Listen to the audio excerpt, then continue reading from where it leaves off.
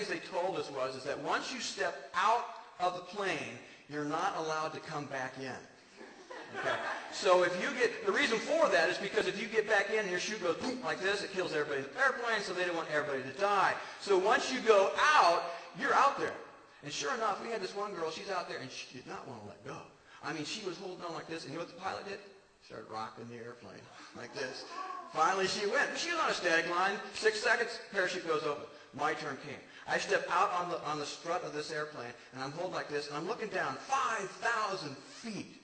And it was cool. I was not scared. I was not nervous. I was like, man, this is cool. So the guy counts 1, 2, 3, and I let go. And I'm supposed to count to 6 seconds. And this is what it was. Whoa!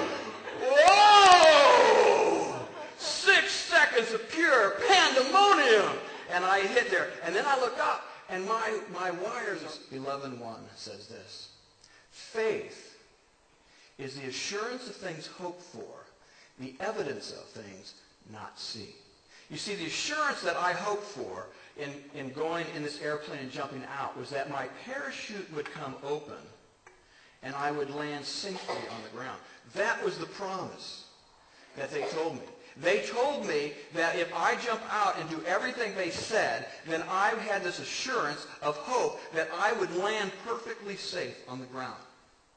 And it was evidence of things unseen. Because you see, I didn't see the guy pack the parachute. I didn't see the guy packing. I didn't know if he was a good packer or a bad.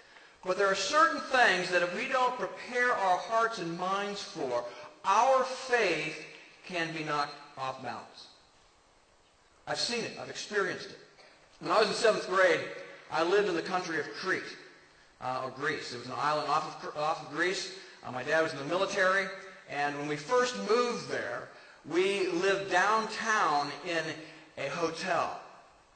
And so I would ride on a bus every day to the military base to go to school. And of course, school would get out, we'd board that bus, and I would go all the way downtown again and be at home. And of course, we were new to Crete, and so we didn't know, or at least I didn't know the terrain. I didn't know people, didn't know the language. I was in 7th grade. It was an adventure to me. And that night, I had stayed a little later at school, so I caught the late bus going into town.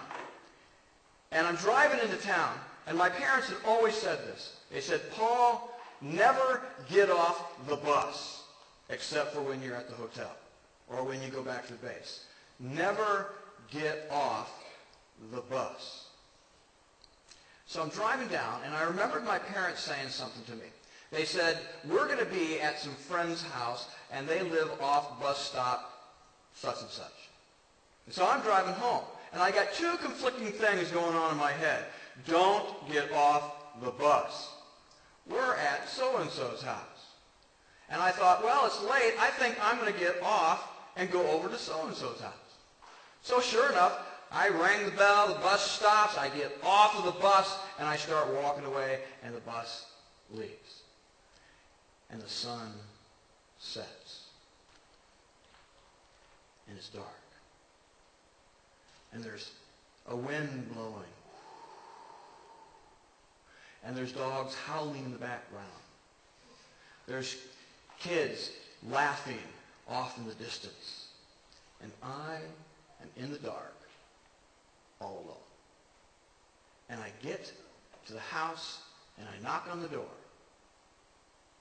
and nobody's there. I am not only in the dark, I'm not only alone, I don't know where to go. And I'm walking through this neighborhood in the outskirts of Heraklion Creek, lost. Now, I'm sure that if you know any 7th graders, they would probably be brave and steadfast and not worried about anything. Not me. I am an inbred coward, and I started to cry because I had no idea where I was at. I was lost and in the dark. You see, I didn't do what my parents had said. I got off the bus. And when you're off the bus and in the dark, little things become big. You see, I used to deliver papers in Greece too, and I'm overwhelming. Such as unbearable pain. You know, unbearable pain will shake a person's faith. In Manitowoc, Wisconsin, I got a phone call from a friend and said, I know these people, they're in the hospital, their 18-year-old daughter is dying. Can you go visit with them? And I said, sure, I'll go visit with them. I don't know them, but I would love to visit with them and just sit there and pray with them. They weren't believers. They didn't understand who Jesus was. And so I went to the hospital, and I knocked on the door, and they came to me. And they came to the door, and they invited me in to sit with them, the daughter, 18 years old. She had had a disease, and her body was given out, and they had to make one of the hardest decisions in their lives. They had to decide whether they're going to take her off life support or not. And so we talked about that and the ramifications of that and if she was ever going to get better, and they made the decision to take her off life support. She was in a vegetative state. She had been that way for years. And we sat there for 24 hours watching their daughter literally starve to death until her respiration started to weaken, and she finally passed away. One of the most difficult things that a parent could ever go through. And through this time of sitting there, we talked about faith. We talked about Jesus. We talked about what God had to offer them in salvation. 2 years later, I'm at home, and it's about 1 o'clock in the morning, and there's this knock on my door. I go there, and it's the mother. She is drunk. She is overwhelmed with sorrow and grief and pain. And she came in, and she would get right in my face, and she says, I don't understand why God has allowed this to happen in my life. I can't move beyond the pain.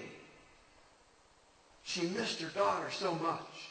Why would God take her? You see, that's the question everybody asks when there is unbearable pain. And we talked about how this pain had moved her away from faith in God because she didn't understand how God could allow this in her life. Maybe your pain is something different. Maybe your pain is something different. You see, in my life, Thomas is there. If Jesus is really alive, I want to be able to put my hand in the nail scars. And Jesus shows up, walks through the door. Hey, Thomas, come over here. Stick your hand right here. I mean, that'd be freaky, right? I mean, stick your hand right up into this scar. I want you to feel that I am real. And this is what Jesus says to Thomas. More blessed are those who believe without seeing than those who believe and have seen. See, God has never promised that he would show himself to all of us. We have been created for faith. And Jesus comes and he says, believe in me, and I will give you rivers of living water. I will lead you into eternal life. I will satisfy the hunger of your soul. You see, when I've walked through darkness, I've always made it to the light. Don't get off the bus. Say that with me. Don't get off the bus. Say it again. Don't get off the bus. Remain faithful to the Lord, and he will always remain faithful to you. Pray with me.